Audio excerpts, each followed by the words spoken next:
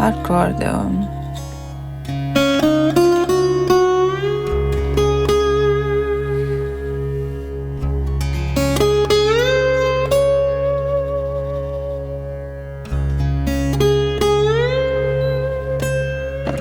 People often ask me how, or probably why, I choose to play the accordion.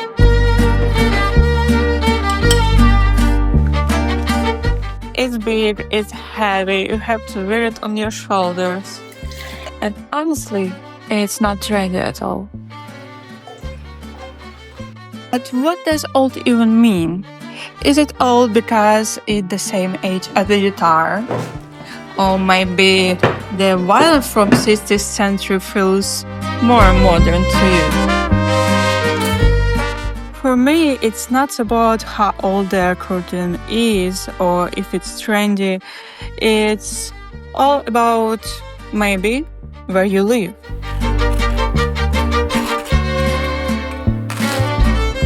If you go to Mexico or Brazil, you will be surprised how many accordion players you can find on every corner.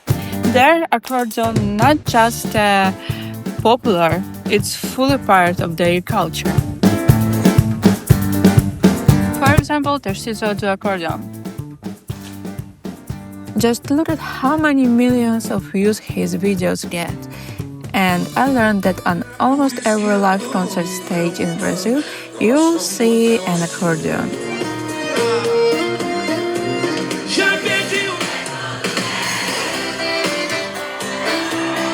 But now not about it. I want to tell you my own story. So why and how did I start playing the accordion?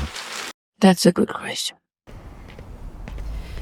My name is Katerina and I am playing the accordion about 20 years. And honestly, the story of how I started is really interesting and not typical. It all began when I was at 5th grade, just a regular school, not a music one. And one day we got a new music teacher and she was playing the accordion. I don't know really why, but the little me was so impressed by that. I still remember the soft afternoon sunlight, the moment she walked into the classroom, young, beautiful, kind, smiling. She took out her accordion and started to play. This is what the very first time when I saw and heard the accordion live. A few days later, before the next music class, I came into the room early. The accordion was on the desk, but the teacher wasn't there yet. And without thinking too much, I picked it up, put it on, and started to play, trying to make at least some sound on it. Then the teacher walked in, saw me, smiled, and said, "Well, I guess I'm going to teach you then." And here is the fun part. For the first 6 months, I was learning from her and my parents had no idea about it. When I finally told them, my mom was completely against it. First of all, the accordion is expensive and we weren't a rich family. Second, she didn't want the extra trouble of taking me to lessons. But my dad supported me. He bought me my very first accordion. And I continued to learn from that wonderful woman for another half of a year. What still amazed me the most is that she never wanted to take any money for the lessons. I remember my dad was trying to pay her, but she always refused. We learned 3 songs together. I still remember each one. The first one was...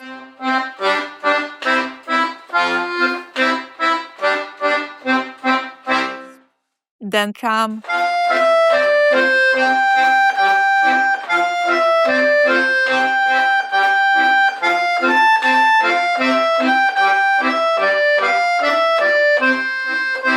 And the third one might surprise you. It was La Comparsita, but it was something like that back then.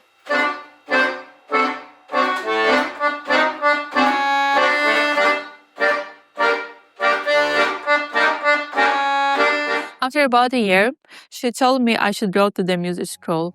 And they placed me straight into the second grade with a different teacher. But my first teacher had already done something really important. She gave me this love for the accordion. And it wasn't something logical, it was something really deep inside. I just loved playing. I had no idea that standing on the stage could ever be scary. And then came my first concert at the music school. I was so excited, so happy. And my new teacher looked at me and said, "Don't be nervous, it's all gonna be fine." And I was standing there and thinking, why would I be nervous? But as it often happens, as I grew older, that magical feelings started to fade away. My new music teacher began criticizing me more and more, telling me I was doing things wrong, talking about how scary performances on stage could be, and the things in my regular school weren't helping either. I was badly bullied by my classmates, and something inside me just broke. I started losing my confidence. To be honest, my parents weren't really paying attention to how my music was going. I almost stopped practicing at home, especially after that one moment, what I remember so clearly. One day, I decided to work on a piece at home, and I had been practicing about maybe 30 minutes. My mom was sitting in the next room, watching TV, something like that. But since I wasn't playing very well yet, my practices started to annoy her.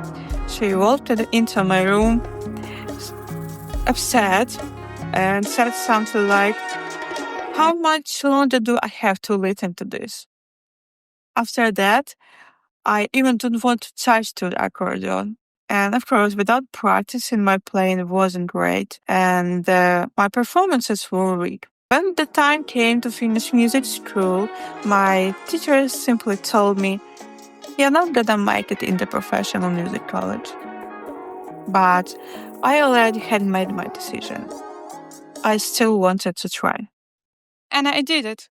I got into the College of Culture, into the music department, and honestly, that place saved me. After all these years of bullying, criticism, and feel like I was never good enough, I finally found myself surrounded by kind and creative people. People who loved music, who loved art.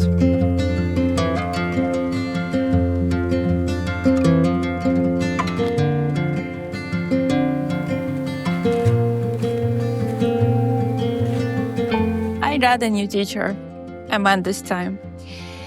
And he did something truly important for me. Now I understand, being a teacher, it's not about how talented you are as a musician. It's about how well you can inspire someone, how well you can see the potential in your student, and how much you are willing to help them to believe in themselves. And that's exactly what he did for me. He gave me the freedom to be myself. He supported all my ideas, never limited me. And sometimes he was like my second father, someone I could trust, someone I could talk about life, not just about music. And I will always be grateful to him for that. While I was in college, I discovered the music of Jan Tiersen through the soundtrack of the movie Amelie. And something in his music really touched me. It felt like this is it. This is my kind of music.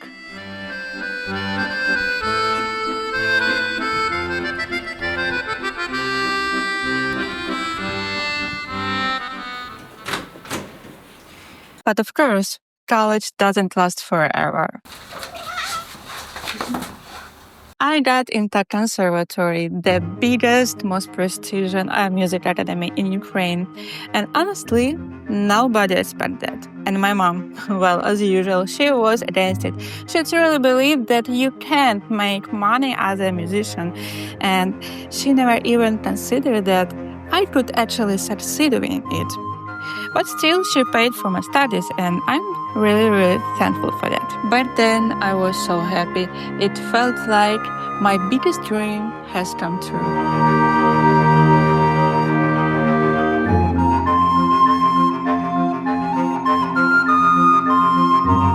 But now, looking back, I can say that it was probably my biggest mistake. The conservatory was the complete opposite of my college experience. You can't play the way you feel. You had to play exactly the way they tell you. Smile on the stage? Not allowed. The whole atmosphere felt strict, cold, like something left over from the Soviet times. Everything was gray. Creativity was not welcome there. My relationship with my new teacher was difficult. Every idea I had wrong. He kept telling me I wasn't practicing enough, that I didn't understand the basics, and that I am not good enough. Again. He was young, but very harsh. He didn't hold back with his words. He didn't accept any of my interpretations.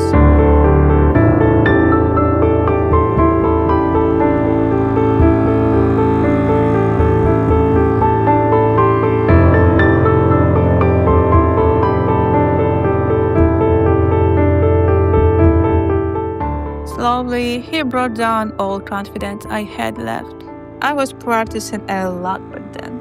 Every day, I'd get to the conservatory by 8 a.m. and wouldn't come home till 11 or 12 at night. I barely took any breaks. No time to rest, no time to breathe. Eventually, it all started to affect my mental health. Honestly, it's not surprise. What saved me? Books. There is one book I still remember clearly. It popped up in my lap at just the right time. TED Talks, the official TED Guide to Public Speaking by Chris Anderson. I'm still thankful to him for writing that book.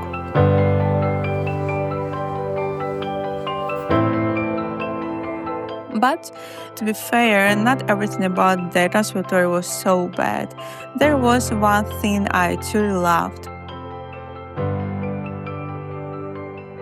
I got to travel a lot across the Europe with an accordion orchestra.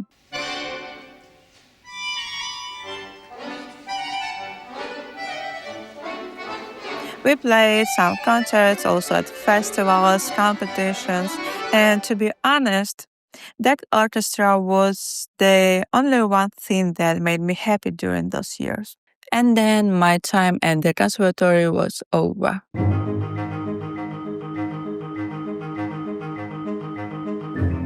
I was no longer a student, and I was left feeling alone. No support, no clear plan, just lost. One thing I knew for sure, teaching was not for me. I wanted to be on stage. But after everything that happened, my self-esteem was so low, I had no idea where to even begin.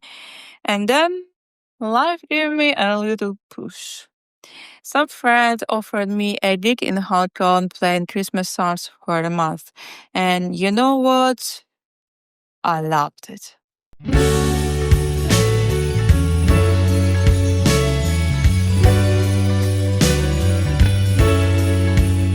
When I came back home, I continued.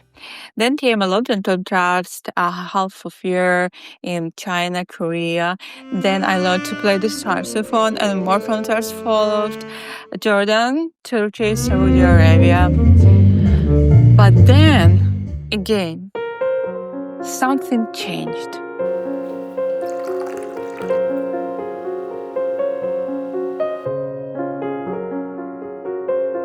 That's kind of work, it drains you. Playing music every single day in restaurants, hotels, parks, most of time for the people who just came to eat, not to listen to music. You give so much of your energy and you get almost nothing back. But there was another reason I knew I had to change something. When you spend so much time traveling, moving from one country to another, you meet people, you get close, you build connections, and then you leave over and over again. It becomes a loop. The road keeps moving forward, but you feel like you are stuck. At some point, I realized I can't keep living like this. Something has to change. And that's why I'm here, creating music, making my own arrangements, filming videos, showing something honest, something warm, something from the heart, here in social media. Here I feel like I'm exactly where I'm supposed to be in this calm, cozy creative process, doing what I love and finding beautiful people like you who feel this music with me. I am truly grateful for that. Thank you for being here, truly. I hope my story reminds you that no matter how many times life knocks you down, there is always a way to turn your path around. And if my music speaks to you, you are more than welcome to support this journey. Join me on Patreon or become a sponsor here on YouTube. All links below this video. And I just want you to know that you are not just helping me grow, you are helping keep the music alive.